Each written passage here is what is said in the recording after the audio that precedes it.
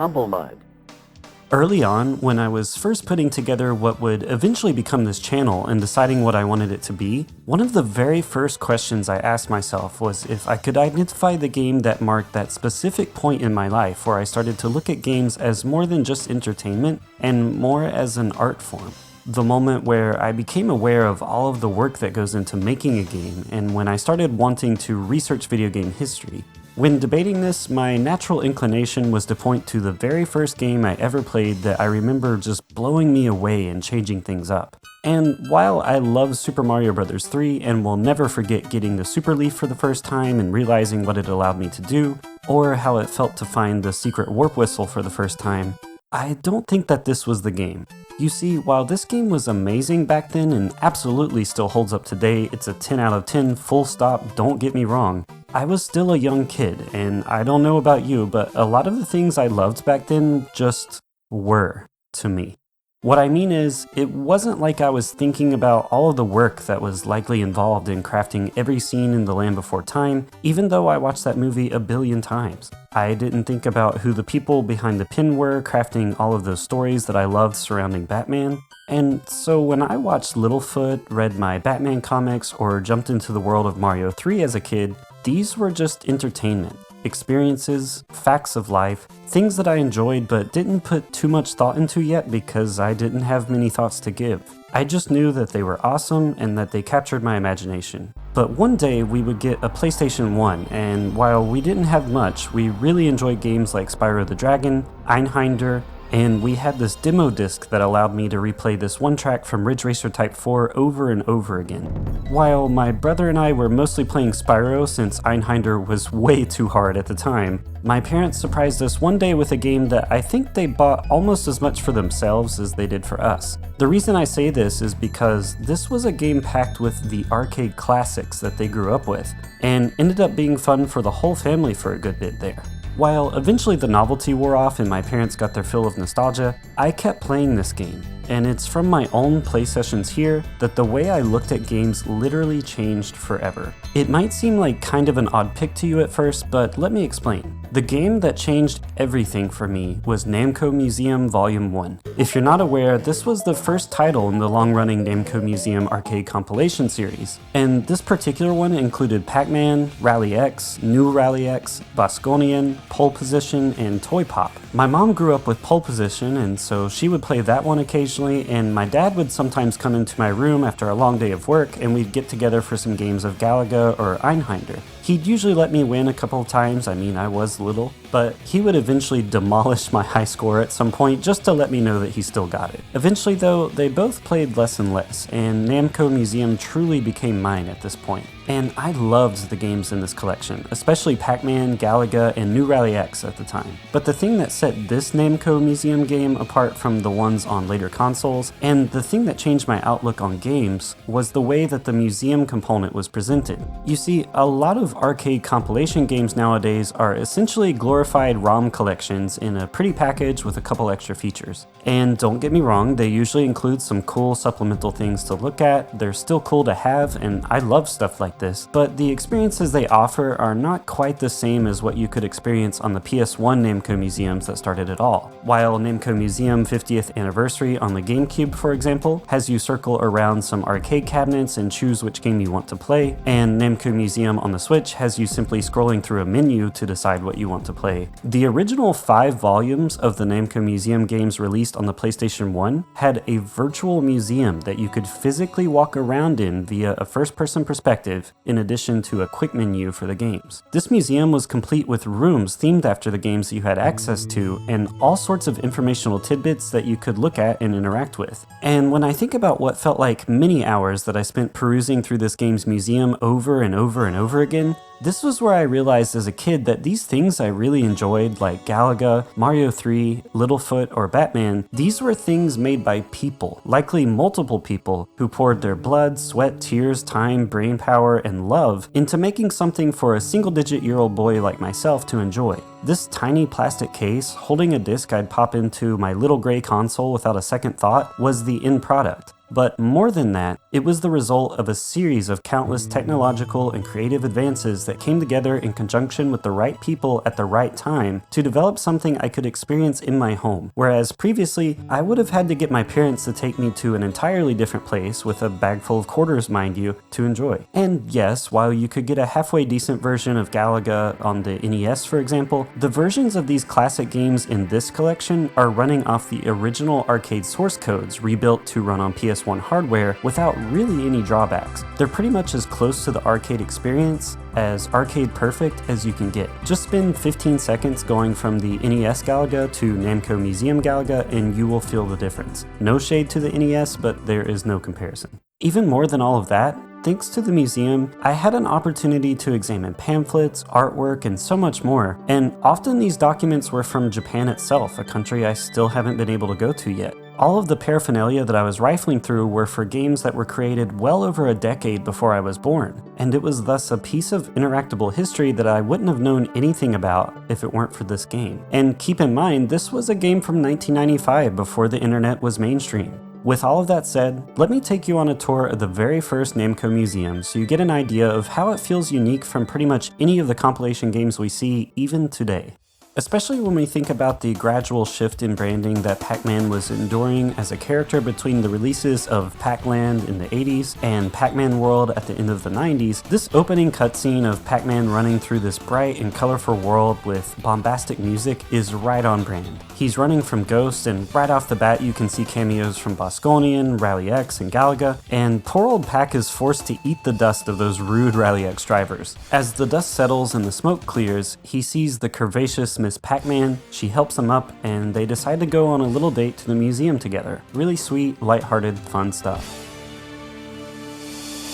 The main menu opens up and we're greeted with a flurry of strings. You can see all of the games that you have access to and it's all very exciting. But if we choose to enter the museum, the mood noticeably shifts. This ambient music plays and has a calming tone, but an almost somber, melancholic tone too. No one else is here in the museum with you save for this robotic Phantasy Star Online attendant running the information desk, who simply informs you of the number of games that they have on display currently. The music here, even today, is a little haunting in a sense, but manages to also invite a tinge of curiosity, and I think along with the lack of other people in the museum, really contributes to a certain unique feeling that only those older early 3D console games can give. You enter the main showroom where you're greeted to several rooms dedicated to each of the games and a really nice skylight for the PS1 anyway. Before you can get to the games and the absolutely amazing rooms that they're housed in, just wait, seriously, they are so awesome. You have to walk through these display rooms first, and they're all very similar to one another, just color-coded to match the games. And clearly, wind is green in Bosconian. Anyways, it's in these rooms that you can look at arcade cabinet design flourishes, informational pamphlets and manuals given out to people, promotional material, really sick fits, and even the internal guts of the various arcade cabinets. And look, I understand that these images are in like 240p. I too noticed the Microsoft Word art fonts that we've got on the walls, but this was really uncharted territory back then, and I think Namco really nailed the vibe of walking through a museum with the displays it has on hand in conjunction with that chill, introspective music.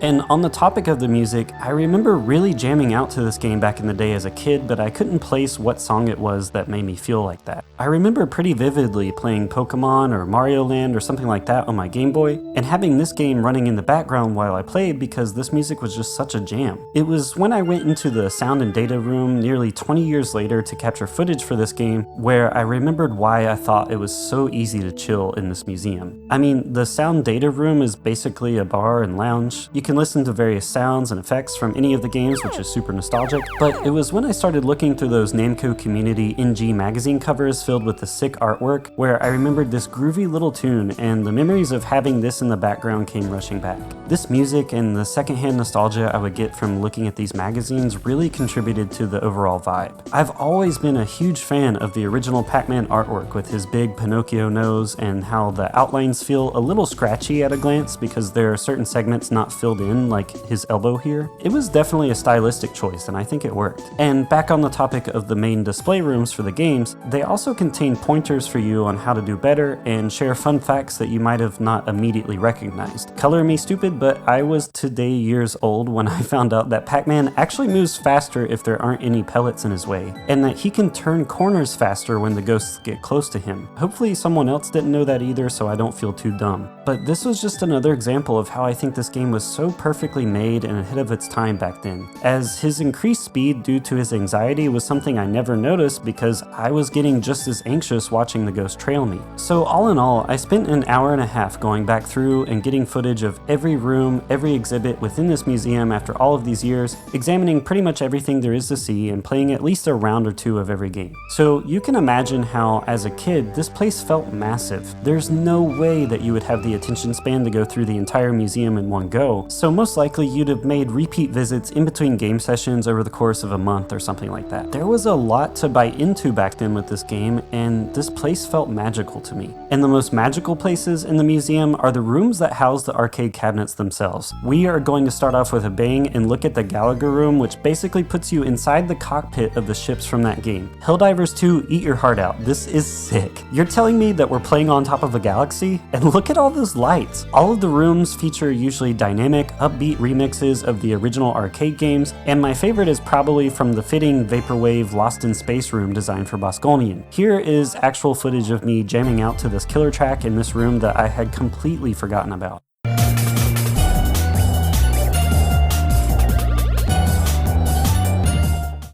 Conversely, the room for Toy Pop is terrifying. It's like that alone room in SpongeBob. I may finally have found a place where I can be all alone.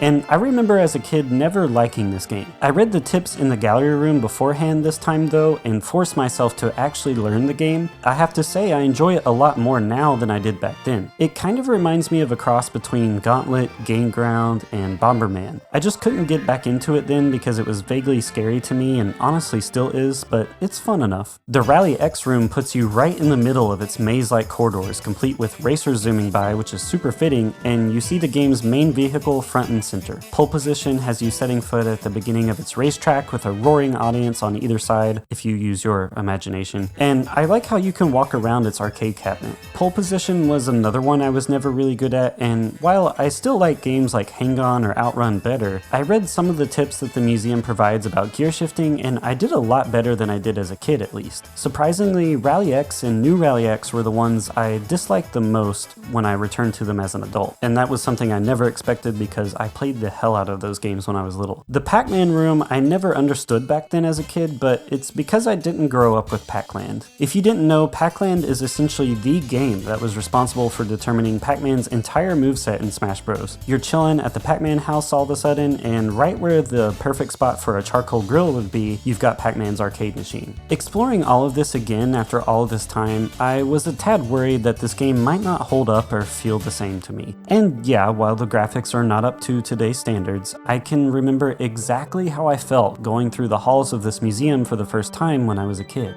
I can remember looking through those displays and realizing that there must have been so many moving pieces involved to make these franchises become what they became. And considering this PS1 disc itself sold 1.5 million copies, these franchises were clearly still big even 10 years after the fact. This was the game that made me start researching games and the people behind them once the internet started entering households. It's what made me go on game fan sites and forums and discuss what meant the most to me. And nowadays, while this fascination with secret knowledge, a term coined in the foreword written by then-President Paul Levitz in the 2004 DC Comics Encyclopedia, is now not so secret, as we all love learning about the iconic character breakdowns that GQ does with famous actors, or all those awesome behind-the-scenes nuggets of previously lost information that we get from channels like DYK Gaming. This was where I started to become curious. This little virtual museum that you could probably visit in its entirety in an hour or so if you didn't play any of its games, and even less time if there weren't any loading screens. While the procurement and discourse surrounding secret knowledge is basically an industry in and of itself now, sometimes it's nice to go back to your roots and appreciate where it all started, when it all felt a little more